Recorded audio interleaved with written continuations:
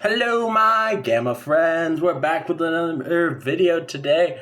It's been a little while. How you guys guys been doing?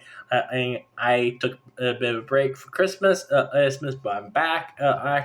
And as today is New Year's Eve as I'm posting this. Is so a lot of people as they watch this, it'll be the New Year. So Happy New Year. But I wanted to do a video, ending out the year with talking about how my so a lot of people at the end of the year they do videos about their favorite movies of the year. I These are favorite movies is of mine, but I wanted to do something a little bit more specific, to make it just feel a little bit different. So I'm gonna tell you about how the 20 films that I gave five stars on Letterboxd this year. To start out off, our first film that gave 5 stars on Letterboxd was Lisa Frankenstein. I loved that film. It was an amazing mix of horror, comedy, romance, raunchy humor, or just everything was awesome in it. Then the next one on is one that is a very controversial take because a lot of people did not like this film, but I did. Mean Girls musical. The musical Mean Girls this year I thought was really good. And I thought they modernized it really well. I thought it was really cool watching that. And I want more plays on Broadway to be brought to theaters or as movies. One particularly I really want is the Beetlejuice musical to be made into a movie. I love musicals also. I'm not surprised I like that a lot. Next is Love Lies Bleeding. This was a really fun on bodybuilder her thriller kind of film that was um honestly, I think Ink deserves an Oscar nomination. I don't know if it got one. I haven't looked at what the Oscar nominations are, if they even come out yet. I honestly don't know, but I think this film absolutely deserves it because it was amazing, that film. And then next, the Fall Guy. I This was a lot of fun. And I thought it was a really great a love letter to the film industry.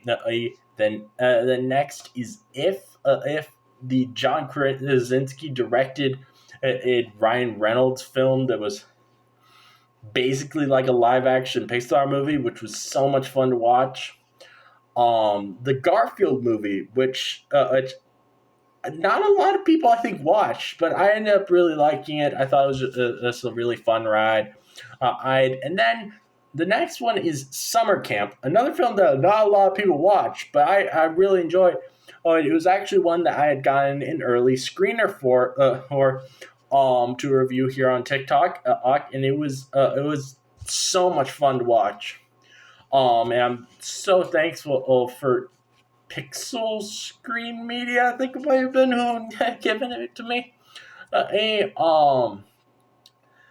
Bad Boys Ride or Dies. Next one I love the Bad Boys movies, and I think these did the idea of bringing back an aging action star the way that they should. Whereas most things that do that completely mess it up, but as this kept them feeling badass and not I'm in pain. My back hurts. I can't run anymore, and blah blah blah blah blah.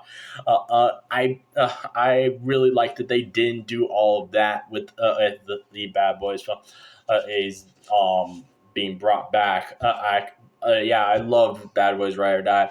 Next one is one that I loved. I think it's a really good film, and that's why I gave it 5 stars. But it's not a film I'll probably ever watch again, and that is Long Legs. Long Legs honestly actually did creep me the fuck out, and it is a fantastic film, but it's not one that I particularly enjoy. So I probably won't ever watch that again.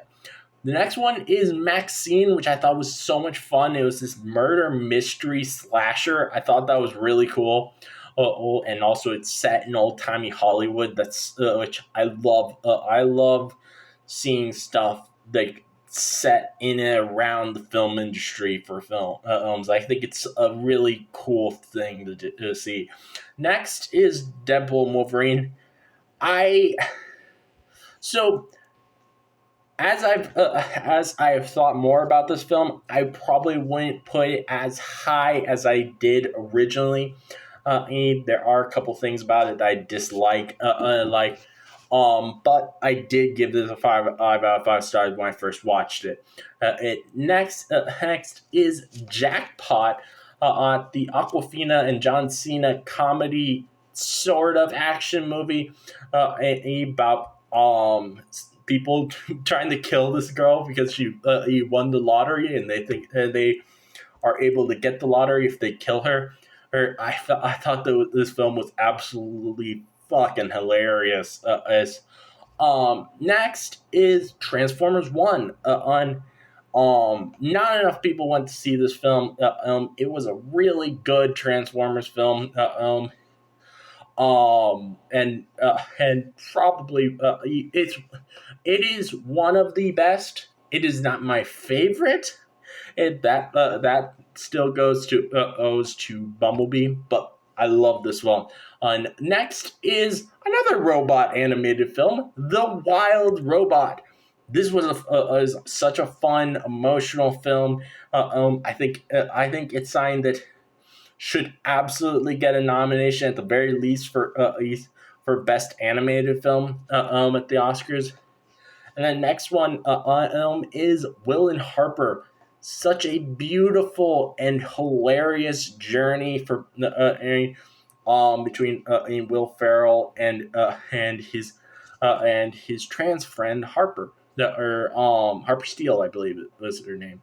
And I think this film should win in Best Documentary, without a doubt. And next is Lego Marvel Mission Demolition. I had so much fun watching that. There's not a lot to say about it, though. And then Your Monster, which is another a really fun horror comedy romance kind of thing, in the same vein as Lisa Frankenstein. I loved that. And then we got Venom: The Last Dance, and I know very controversial take, saying it's 5 stars, but I really enjoyed it. And then we got Wicked, another other musical adaptation from Broadway that I absolutely loved, and I cannot wait for Wicked Part 2, or Wicked for Good, as I think they're calling it now. And then finally, the last one, the 20th film that I gave a 5 out of 5 stars on Letterboxd this year, here was Sonic the Hedgehog 3. Jim Carrey's performance in that is just absolutely hilarious. Nowhere else will you ever see Jim Carrey spanking Jim Carrey with a gigantic hand. It's amazing. I love the film so much, and I cannot wait for whatever comes next in the Sonic universe. All right, that's everything I have for this video. Hope you enjoyed hearing about my 20 5-star films on Letterboxd for the year. That's really everything to say for this video. As always, Free Palestine. This again is your host, Smash Joria John, signing off.